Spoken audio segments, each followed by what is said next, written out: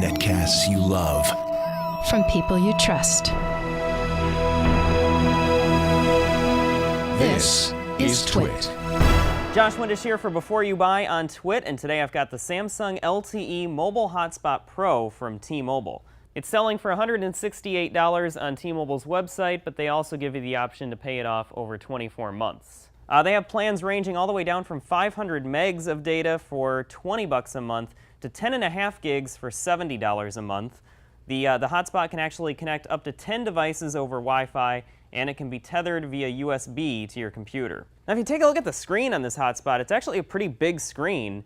Unfortunately, though, you can't really do anything with it. You can only look at information. It's not a touch screen.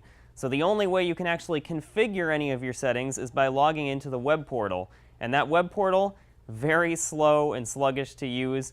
That's where you configure your security settings. They offer WPA2 for your password, and they also have, unfortunately, WPS, which is the dreaded wireless protected setup system that you find on a lot of routers today.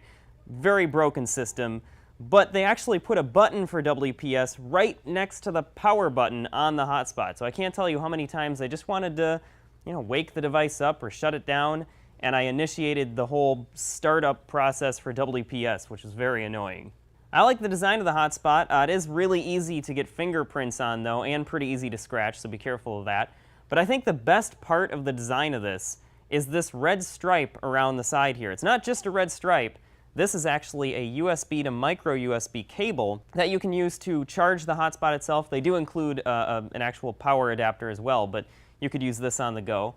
And it also can charge other devices from the hotspot, so it actually can work as an external battery that you can take with you. Speaking of the battery, that's another big win with this hotspot. It's got a 3100 milliamp hour battery in it, which is enough to get, I got 9 to 10 hours of continuous usage, and you could easily get by for a couple of days before charging it with normal use. The speeds are also very good. I regularly got 15 to 20 megabits per second down and 3 to 5 megabits per second up. And I was able to get USB tethering to work. However, Samsung's drivers crashed my Mac when I installed them. I was able to get it to work successfully several times after that crash, but if you're on a Mac and you plan on using USB tethering, you might run into that bug. It also can connect to your computer to be used as external storage, and that can go up to 64 gigs with a micro SD card. So on to the pros and cons for this hotspot.